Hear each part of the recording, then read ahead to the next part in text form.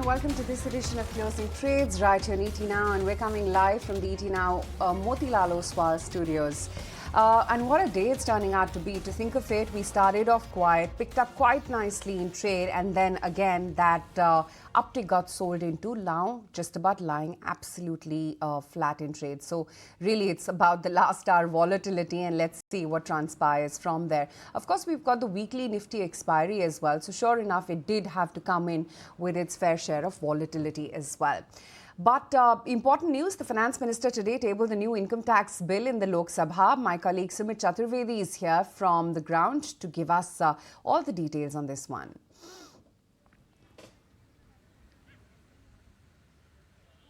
Well, a big day in the history of taxation as the new income tax bill has been tabled in Parliament Lok Sabha amid opposition uproar. Well, FMC Tharaman tabled the bill. Well, it's now been sent to Standing Committee on Finance for further consultation. After the passing, it will become the new income tax bill 2025. It is expected to be in force from April next year. So what it intends to do, it intends to make the income tax more simple and smaller when it comes to overall study of the act. Well, there are 200 less pages as compared to earlier income tax bill. It has around 600 pages. The earlier one was known as Income Tax Bill 1961. After that, some amendments were made. Regarding this particular bill, the announcement was made in the budget 2025 and the cabinet cleared it on February of 7. There are many other benefits of this. First of all, it will do away with many jargons. Also, it has introduced a concept of tax year, which is previous year, and there are also certain changes when it comes to making it simpler and easy to understand by accountants and by general public. There's been a classification of crypto assets like Bitcoin that will be placed. So looking at the needs of the hour, looking at the needs of the overall income tax purview of the country, this bill has been introduced today. Well, if we look at the picture overall, the tax base is widening. The taxpayers have doubled over the last 10 years. So that is why there was a need for this, immediate need for this. And now today the initiative has been made by Finance Minister after tabling it in Lok Sabha just a short while ago. All right, thank you so much, Sumit, for getting us all those details that what's new in this new IT bill. We're definitely looking out for that. But apart from that, what we have seen in the markets is a bit of a sell-off from those highest point, because yes, Bank Nifty was already in the red territory, but just a while back, it's once again Nifty 50 slipping below and now retesting that 23,000 odd mark as well. But a lot of these pharma names that are doing pretty well today, case in point being Sun Pharma, which is definitely leading it from the front, and even Bajaj Twins are holding up strong in today's trading as well. Some of these result candidates as well, Ipca Labs per se, that's up around 5% after a great set of earnings. So let's watch out for that as well. But moving on, let's connect with our experts on the show today. We are being joined by Sandeep Sabrawal as well as Naresh and Kanal are also with us. Very good afternoon, gentlemen, and thank you so much for your time. Sandeep, first up, help us with your take on the pharma names, because the earnings so far, there hasn't been any major downgrade as per se for all these major pharma companies, and even when we dig deeper, the mid and small cap in the pharma name are doing pretty well in terms of the earnings. Help us with your take on the pharma space, and how are you spotting new opportunities there? Pharma sector has been doing well for the last few quarters, and this quarter results are also similar. And most of the companies which are larger in size, Cipla, Lupin, Sun Pharma, etc., I think all of them outperformed expectations. Smaller companies like some companies like Divi's and all also did very well. Very small companies I don't track in pharma, but overall the sector has done well. The only risk at this point of time is, could there be any risk for these companies due to the reciprocal tariffs which President Trump is talking of, which I think we'll know today, because I think today is the day when those are to be announced. So depending on how that go, if there is nothing significant in that, then I think the pharma sector outperformance could continue. Biggest shocker has been Natco Pharma numbers, and I don't think the analyst fraternity really saw this coming. The fact that the revenue has seen a downtick of nearly 37.5%, net profit is slid about almost 38 odd percent or so, and the margins as well have seen quite a bit of squeeze, and that's why that stark underperformance, almost a 20% knockdown, is what the stock is seeing. But Kunal, what about the volatility today? Just when we thought it's going to turn out to be a green day, that uptick got sold into.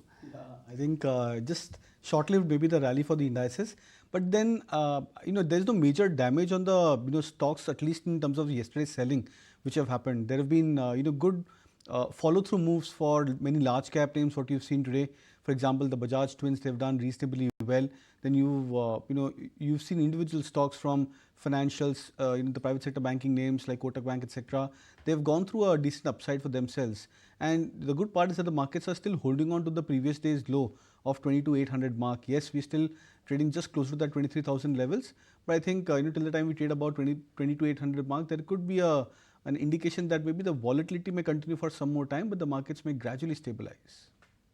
Let's hope that we just don't retest that 22,800 mark, which we have retested like around 2 times in the recent past. So let's wait by. But yes, Nifty 50 is getting closer to that 23,000 mark as well. But talking about today, yes, pharma is showing strength, but other than that, it's Bajaj twins that are doing pretty well. And Naresh, if you can help us with your take on that, because you have been tracking these large cap names and specifically these two. What are the levels that one should be looking out for? And given the small bit of a retracement from those high levels on an intraday basis as well, do you believe that it's a compelling opportunity to go ahead and buy the dips?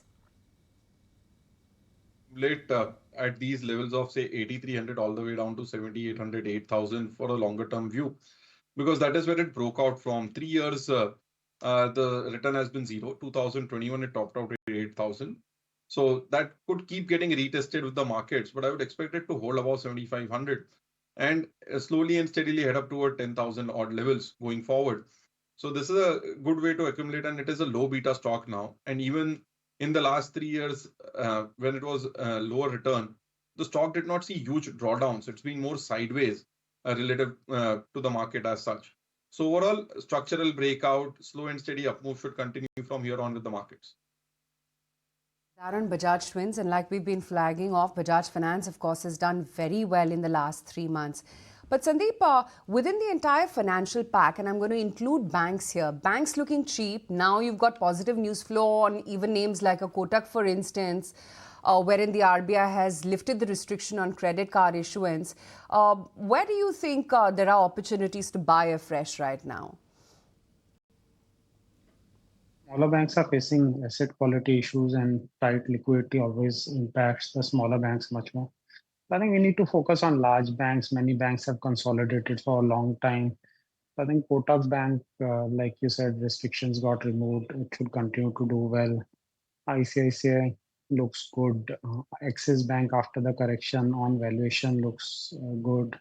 I think even HDFC Bank will do well. So I think the entire large cap banking space and good quality NBFCs should do well. So I think NBFCs will start doing better once the liquidity, system liquidity actually possibly goes into surplus. So which is something we need to watch how RBI handles that and whether they take measures to improve system liquidity further. Bajaj Finance be your top pick there or any other name? Bajaj Finance has already rallied significantly. So I would think that among the NBFCs like L&T Finance, M&M Finance, I think they are much cheaper and have shown decent trends in asset quality, and growth could pick up for them. Even the gold loan NBFCs could do well. And because of the sheer rise in gold prices, even if the volumes remain similar, we could see significant uptick in the value of their overall loan basket. And as the gold prices move up, the risk of NPAs also reduces because gold prices have been continuously rising, and as such, the risk in the book keeps on reducing. So I think, and these stocks are relatively cheap also. Yeah, Muthoot has shot up about almost 6% today. It's very good gains coming in. Kunal, on the charts, out of these four names, Manappuram, Muthoot, L&T Finance, M&M Finance, what's looking like the strongest? Yeah, so the strongest one, of course, is Muthoot Finance. The stock perched at a fresh high, I think around the 2,300 mark plus where it's trading right now. So, and especially after today's gap up, which the stock has shown, indicates that we are now looking at a fresh range or a breakout for Muthoot Finance and, expecting the stock to move up higher towards 2350, 2400 kind of a level. So, we generally see a 4% to 5% shift of range for Muthoot Finance post the breakout whenever the stock has shown over the last many weeks, many months. From the other names like L&T Finance and M&M Finance is the most stronger chart because just recently, I think, last 1 week back or so, the stock had broken past above a series of major resistances as well as a consolidation. So 260, 250 as a support and 275 broadly as a resistance for M&M Finance. And the stock had managed to break past above the 275 plus levels on the back of higher volume. So that's a much more stronger chart. All right, that's a take coming in on some of these financials. But Sandeep, I also wanted to have your take on these solar power related companies because some of these articles are now suggesting that all the policy actions taken by Trump till date, it might not hamper the energy transition that we have been witnessing in the US. And there's still room for growth for the Indian companies rather. And yes, they are getting good demands from the domestic market as well. Given the recent correction, Sandeep, do you believe it's good time to go ahead and maybe add some exposure in these solar power related companies? I believe solar power related companies are the biggest value traps in the market today. The overcapacity that's getting built up in the entire system is extremely high. We've seen many projects, in fact, on the solar side, finding it tough to sign PPAs. So the number of projects without any PPAs signed have also moved up substantially. So I think it's a very, very risky sector at this point of time. Its valuations are way above any fair valuation. And I would think that this is one sector where investors should be very, very careful for the next 2-3 years. I don't know when the entire cycle will go bust, but it will. Now, whether it takes 1 year, 2 years. Time will tell when that cycle is going to go bust. Sandeep, Kunal, Naresh, stay with us. Lots more to talk about. We're going to take a very quick break, but also hear our key commentary coming in from Karnataka Global Investor Meet 2025 right now. There's a discussion currently underway about India's next innovation powerhouse. Biotech hub. Who doesn't want to be a biotech hub? But I would say that developing an ecosystem and focusing on this biotech, and the new policy, I think that's a key. And that can propel the bioinformatics, bioagri, bioindustrial, biopharma, biostatistics. And I think the single word is driven by the bio or biotech, but then it encompasses the 360-degree and could be one of the ways to really increase the employment. Create employment is extremely important when you create the cities, and can also make it a competitive advantage against many other countries. So I would say the biotech is going to be the order of the day, but I can also be wrong because I come from the biotech organization. Thanks, Vikrant. So my next question is to Mr. Rao. Mr. Rao, you have been part of building many innovation clusters. You're also building the Bangalore Airport City. So what are some of the best practices or learnings that Queen City can leverage as it starts the journey? Right, okay, thank you. So I go to the global thing, then I come back to Airport City. Among the many clusters across the world I worked, Singapore Science Park is very close to my heart, So what are the learnings? What is that something we can transplant into Queen City? So Singapore Science Park's success actually comes back to one single most important thing. Center of gravity or center of action is National University of Singapore, That was conceived long time back. Singapore Science Park just evolved around that. National University of Singapore today is in top 10 in the world. First, National University of Singapore was not in that rank. It was Prime Minister's mission to take it to that level. Prime Minister was personally monitoring that, okay, to take it to global ranking. And it has always been a research-centric university. With that success, okay, Singapore went into international collaborations.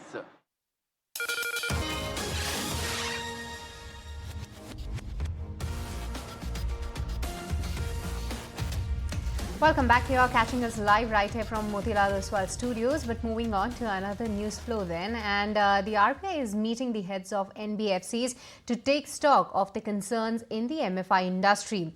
My colleague Anjali is here with more details on this one. Take it away, Anjali.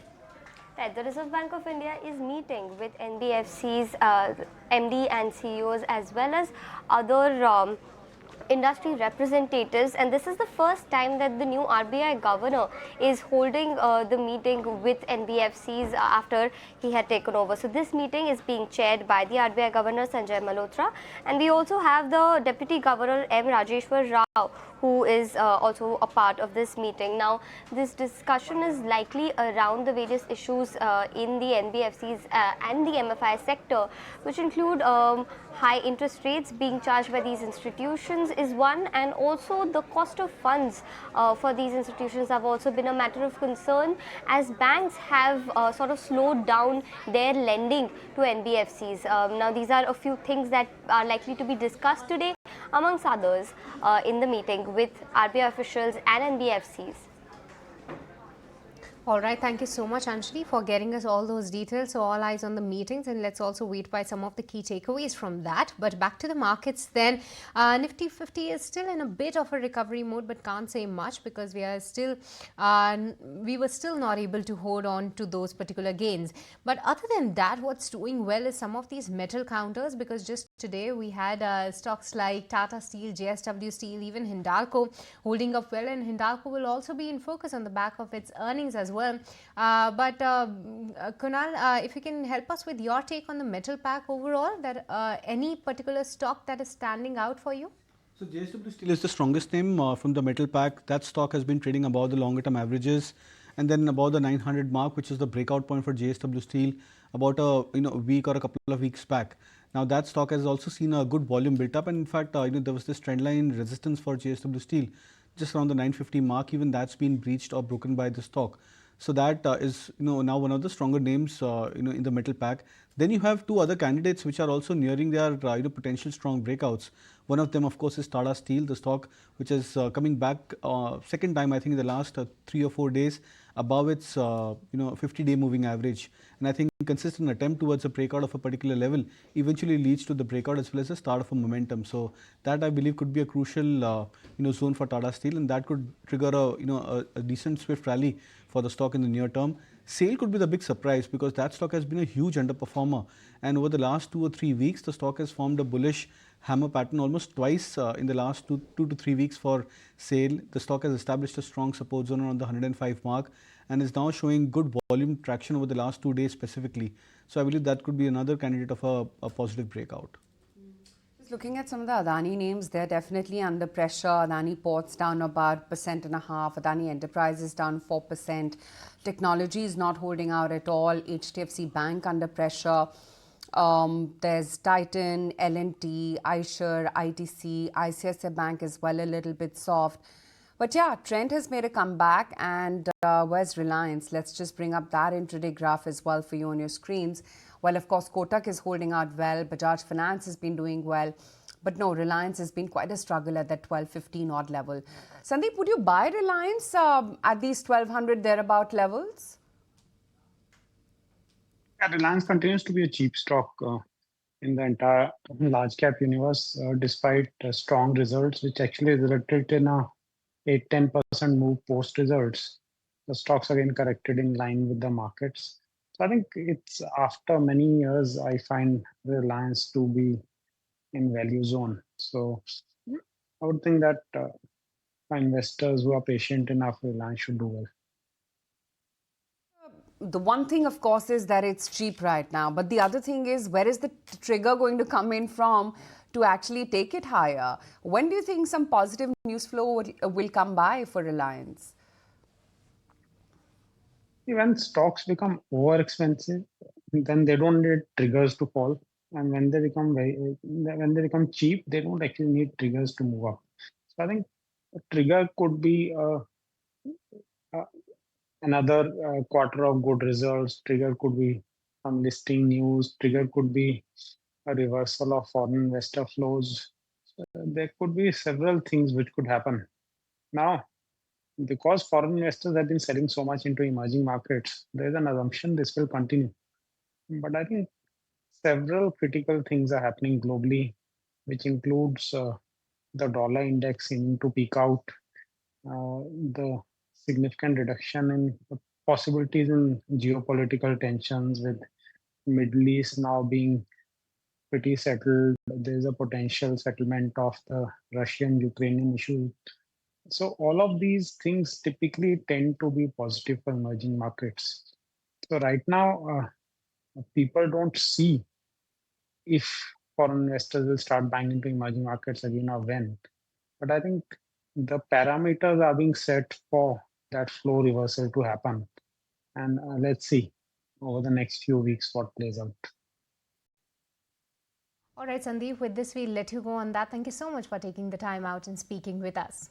But with this, viewers, let's also start taking some of the closing trade ideas from our experts. And Kunal, you go first. Tell us which is the stock that you are eyeing at right now. So I'll go with the one UPL, United Phosphorus. That's a chart which has started to look attractive. The stock forming a base in the last few weeks, breakout of that 600, 610 mark, and then a retest towards the support line just around that 610 level still yesterday. So attractive bet, and look out for targets in the range of 650 to 670 at least. All right, believe that's the conviction because Kunal has been tracking this particular stock from the last couple of days. Today morning, I guess that Naresh was also looking at this particular counter, recommended a buy, and now Kunal is giving a thumbs up to that as well. But Naresh, what is the stock on your list? So continue to play defensive. That's a buy on Cipla. The stock has made a base around this 1400 mark. Today, the stock is broken out of a 2-week range, about 1480 levels. So risk reward trade here, stop loss at 1465, target price of 1500. Let's take a very quick break. Still got half an hour to go before we wind up for trade, but we're absolutely flat. Let's see what direction the market takes, if at all.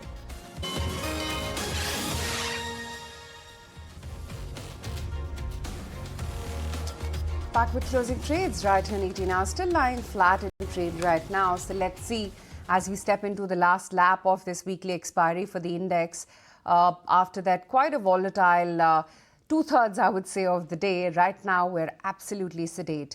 There are names like Bajaj Finserv, Tata Steel, Sun Pharma, Bajaj Finance, Cipla, JSW Steel, and of course Kotak Bank, which are holding out. But that's not quite the case with some of the technology plays. TCS Infosys languishing, Adani Enterprises down 4%. L&T, HDFC Bank, quite a bit of heavies out there which are underperforming, and Reliance as well is quite sedate in trade as we speak right now. But the government may be starting discussions on tax discrepancies between renewable energy and coal devices as the industry is now seeking 5% GST slab for the former. Prakash, my colleague, is here with more details. Prakash? Yes, an important development coming in as we are learning from our sources that the government is likely to initiate stakeholder consultations on taxation issues related to renewable energy devices. A very significant development coming in. We are given to understand that the Finance Ministry may begin discussion on current taxation structure with the Ministry of New and Renewable Energy. In fact, renewable energy players have called for rationalization of GST rates on all type of renewable energy devices. In fact, industry has urged government to address GST discrepancies between coal and RE sector. Some suggestions have been made where industry wants government to bring all type of renewable energy devices under 5% GST slab. At present, a 5% GST is being levied on coal while it attracts 12% GST on renewable energy devices. Therefore, industry wants government to address these anomalies for the sector's growth. However, a final decision will have to be taken by the GST Council, but the Finance Ministry may prepare proposal after due consultation with the stakeholders, and that could be presented before the GST Council. All right, thank you so much, Prakash, for getting us all those details. So it's renewable energy players that have now written down to take note of the rationalization of the GST. Currently, it's a 12% GST that they are levied with, but with respect to that, the coal devices are having a slab of 5%, and they are calling out for a rationalization of the same. But that's the story then. We're moving on back to the markets. But before that, let me also welcome Mayuresh Joshi on the show. Hi, Mayuresh. Good afternoon. Good to be speaking with you. Mayuresh, talking about the weakness in the emerging markets, yes, India too is participating in that. But in contrast, look at the move in European markets, Mayuresh. I'm intrigued to know that is this a time to maybe look at to some of the Indian players who have good exposure in the European markets, because today, of course, we have some of these reports who are still liking European markets. They're saying that the tariff risk is quite manageable. There's a positive read-through with the Ukraine ceasefire. Help us with your take and understanding on the same. Afternoon, Shrishti. No, I think that seems to be a strong case. We have been speaking to a few companies who have seen some element of traction getting built in as far as the European clients are concerned. And therefore, there is traction across sectors as these clients have witnessed, whether it's steel, whether it's cement, or whether it's core engineering, which probably needs those niche applications to be serviced. And therefore, I think parts of Europe coming back very, very strongly as far as demand is concerned. Again, what probably happens in terms of both China plus one, and if Trump probably slaps in more tariffs coming through, I think they would be looking towards the east. And obviously, I think there is a huge element of scope that can come through in terms of plugging these gaps as well. And therefore, our read through with a few companies that we've spoken to who cater to Europe zone as an area, Srishti, I think there are positive green shoots that are being seen as we speak. And it's not just restricted to one sector. I think 3 or 4 sectors are probably opening up as we speak. Can you flag off those 3 to 4 sectors for us? So as I said, cement, some element of steel, and you're probably even looking at some textiles. IT? Partially, yes. But I think the impact might not be felt as much as you look at what the rhetoric has been when it comes to H-1B visa per se. I think that seems to be on track, that there might not be any tweaks as far as this policy is concerned. And therefore, I think the large element which probably took place in Trump's first term as far as outsourcing costs or jump up. Obviously, the demand and the IT spread that you probably see large part of IT companies with their large cap and mid caps from their international skew. I think a large part of the. I'll just come to you in a second. We've got you on a bad audio line. But yeah, look at the European markets. They're on a tear right now. You've got the DAX holding up about 200 points right now. Stock 600 as well, mildly higher. FTSE MIB in ship shape. Although the US pre-market rates are not indicating much of an upside, but these are early days yet. Let's see where they actually transpire. Of course, it's Hong Kong, which has been the strongest of the lot. Not today, but in the last 1 to 3 odd months, Hong Kong has been one of the key outperforming markets. Kunal, stack up a Dow as well as a Hong Kong for us. Dow, because that's clearly the go-to market, has been the favorite, and HK seems like a more tactical trade of sorts. What's your reading? Yeah, I believe Hong Kong charts are looking very interesting. So, there was this scare in September, with that money is moving from India towards China and, Hong Kong.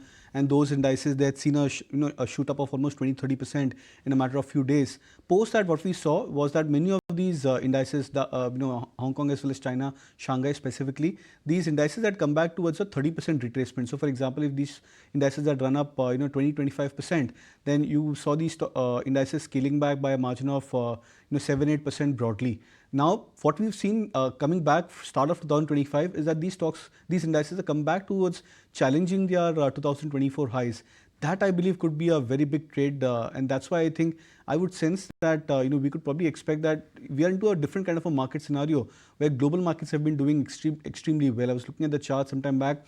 For DAX, CAC, I think FTSE is the only index which is slightly lower, or CAC is the only index which is slightly lower in the European indices. But FTSE as well as DAX, they are significantly above their previous highs. Dow Jones has scaled up almost 2,500 points.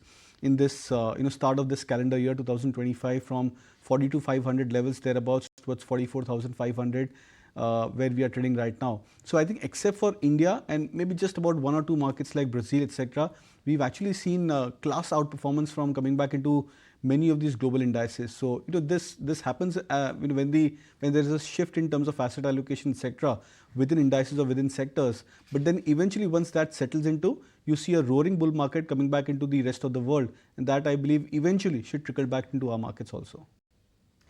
All right, that's the take on some of these global markets. But other than that, today back home, what we are seeing is that Swiggy is holding on to strong gains of almost 7%. But in contrast to that, look at the move in Zomato. That's quite subdued.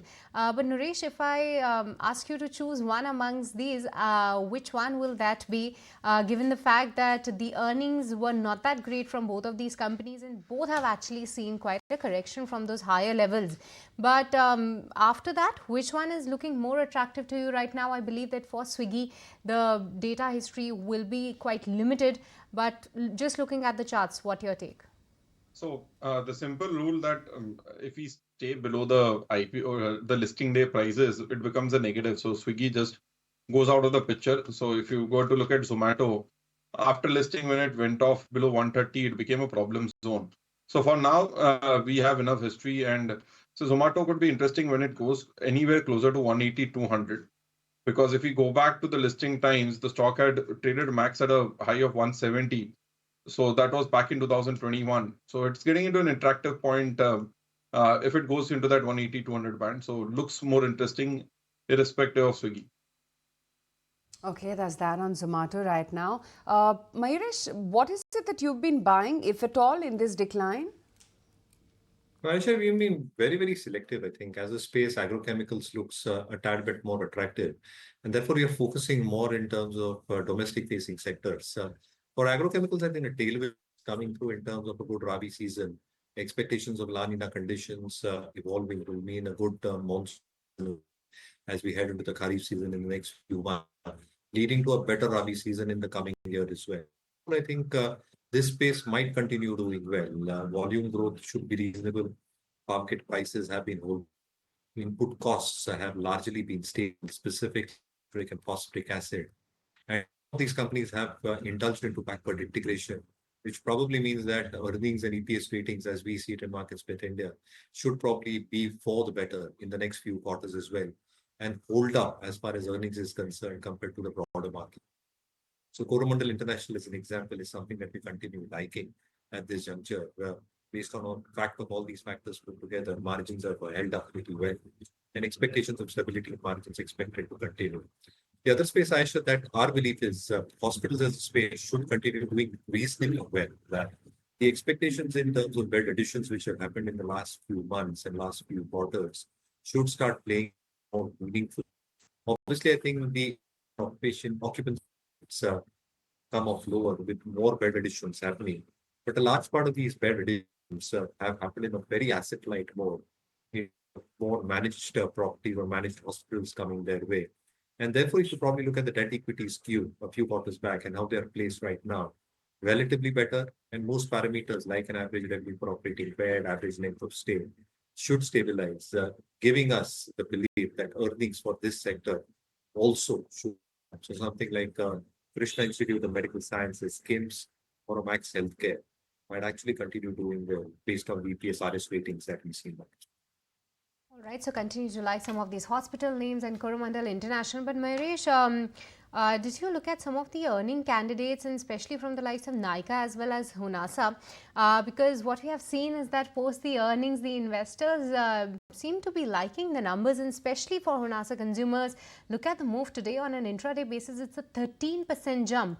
Mayuresh, post the earnings and the commentary, which was indeed on the positive side, and some of these concerns related to inventory and the kind of disturbances even Honasa had with the trade channels. After those measures being taken, do you like any of these stocks? So I think they both have given decent numbers, Shrishti, frankly. And again, I think the entire recovery or re-rating will depend on two things. One, in terms of the product mix, how is that evolving over the next few quarters, and whether pricing probably holds up amidst all the competition that we are probably seeing.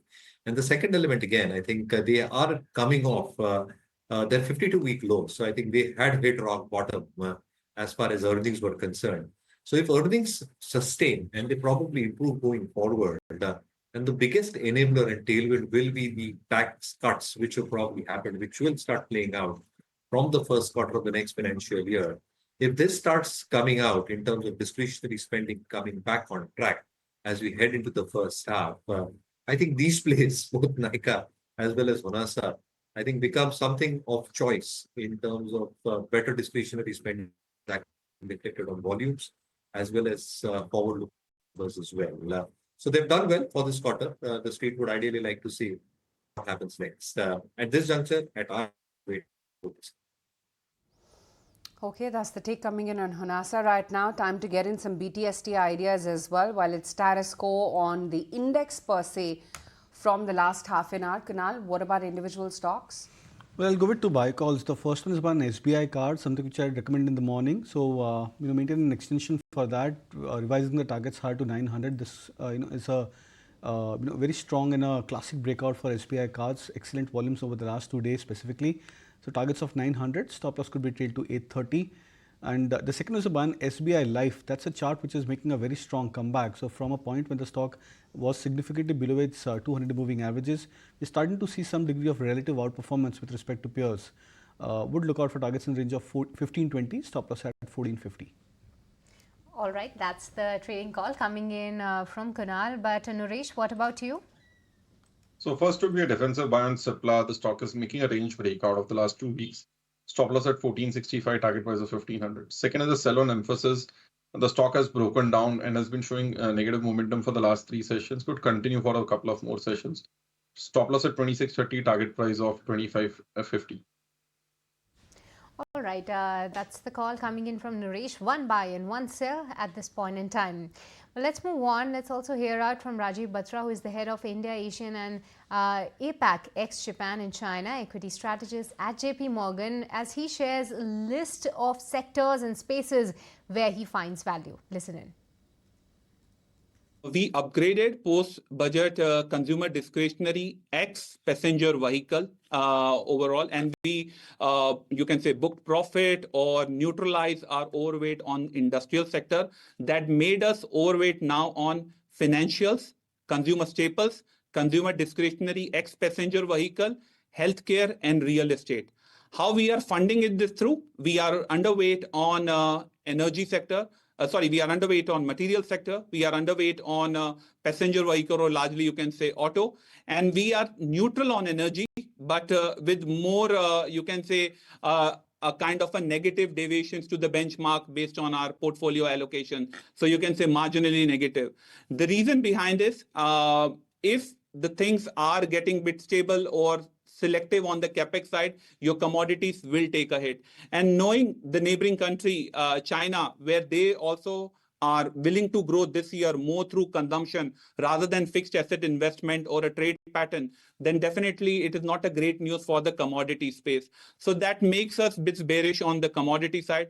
On passenger vehicle, again, if the demand is coming back in urban areas overall, it is not going to be on the high-end basis or even on the mid-end. It will be on a low-ticket discretionary item. So that will be supportive at max on the two-wheeler side.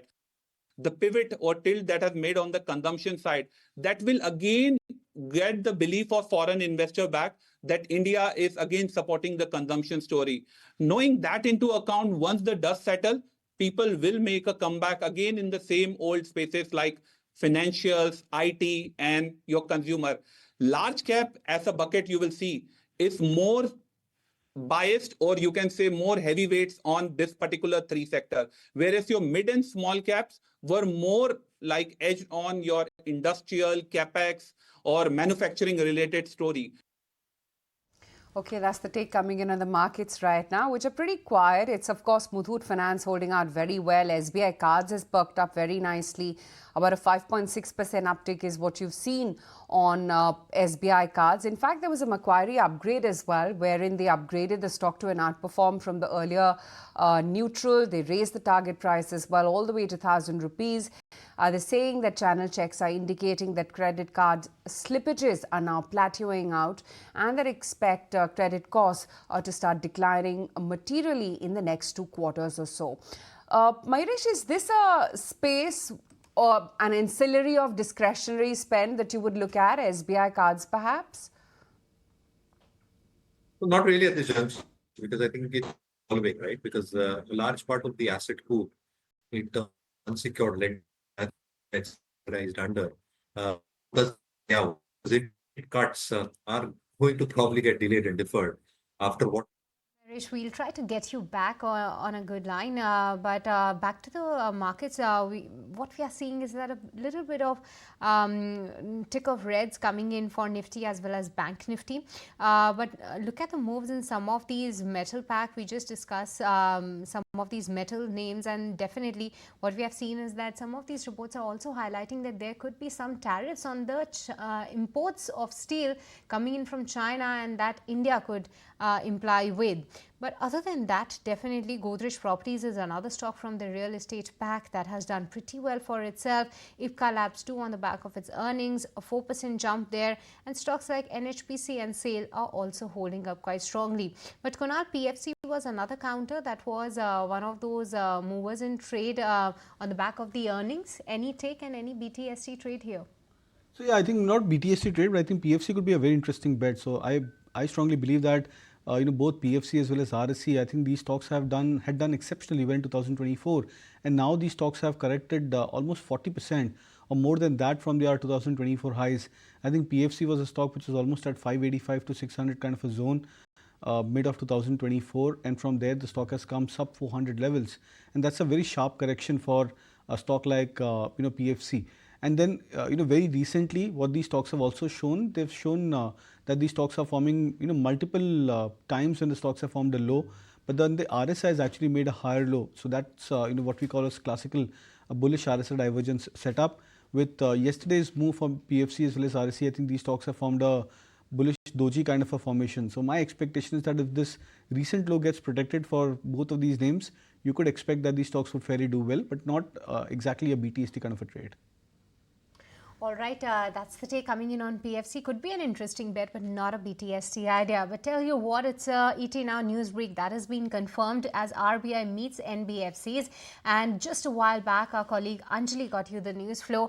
And this is a confirmation that we are getting that RBI did meet select NBFCs and industry representative. And in that meeting, RBI Governor Sanjay Malhotra, Deputy Governors were also present. And RBI did stress upon balancing the growth aspiration with sound practices. RBI did say NBFCs to ensure fair treatment to the customers, and they have urged NBFCs to become part of the Unified Lending Interface, that is ULI. And it's the first meeting actually between the MDs and CEOs of NBFCs with the new RBI governor. That's the take we are getting from the sources, that the meeting has already been done, and not just the NBFCs. Some of the select companies from housing finance as well as microfinance institutions were also present, and executive directors in charge of the regulation, supervision and financial inclusions were also present in this particular meeting. So that's a confirmation on that ET Now news break. But definitely just a few minutes left as we wrap this today's trading session, but can't say that it was a great session indeed, because the start looked very well. We were holding on to good gains towards the half a session did went by with holding on to good gains on the benchmark indices, but in the second half we once again see that selling pressure trickling in. But at least for today, 23,000 is what we have defended. But Kunal, your last take and last call on the Nifty 50, how do you see the closing? I think, of course, the closing is on the much weaker side than what it was, at least in the mid part of the session.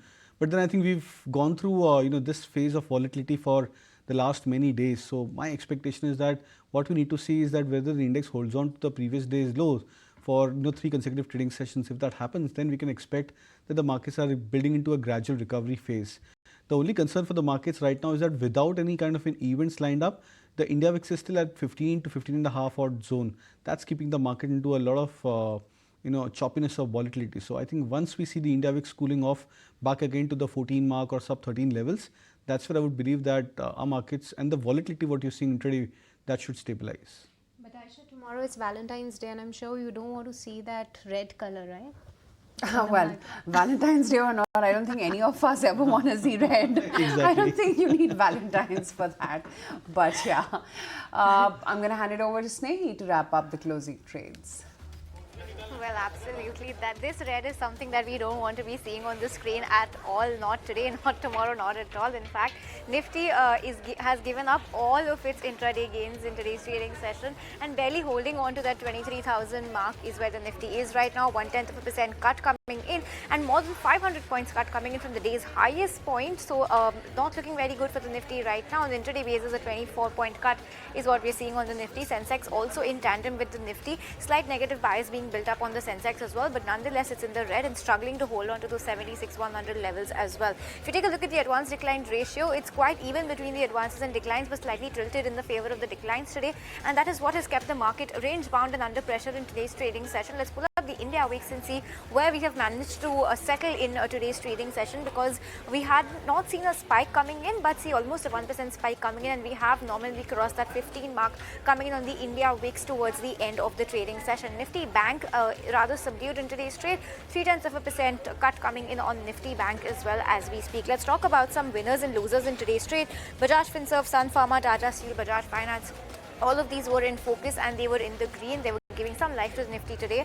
However, what weighed on the indices today is Adani Enterprises, a 5% cut coming in. Adani Ports also lower. Hero Moto, Infosys, L&T, ONGC, all of these stocks were lower in today's trading session. Let's talk about some sectoral gainers and losers. Nifty Pharma continues to be the big winner of the day on the back of everything that's been happening with the US and the Modi-Trump meeting as well. A couple of stocks from that pack. Ipca Labs on the back of its numbers did phenomenally well. The numbers came a few minutes ago, but the stock is holding up pretty smartly, 4.5% higher on Ipca Labs today. Sun Pharma, Aurobindo, Mankind, Cipla, all of these have done very well in today's trading session. Realty, surprisingly, a second big sectoral gainer in today's trading session. Given the fact that it has been rather subdued over the last couple of trading weeks, that has done well. You have Nifty Metal that's done well. On the flip side, Nifty IT is your big loser of the day, followed by PSU banks, FMCG, auto banks and energy. This have ended in the red. A couple of stocks that just merit a quick shout out today. Honasa Consumer, very good set of numbers coming in. That stock was up 13%. On the flip side, you had Natco Pharma. That stock was lower by 19%, and all other earnings candidate also made quite the buzz on the street today. But that is how we're shutting shop for the day. We seem to have held above that 23,000 mark for now. Let's give these rates a minute to settle, and nonetheless it's an ending in the red for our Nifty today.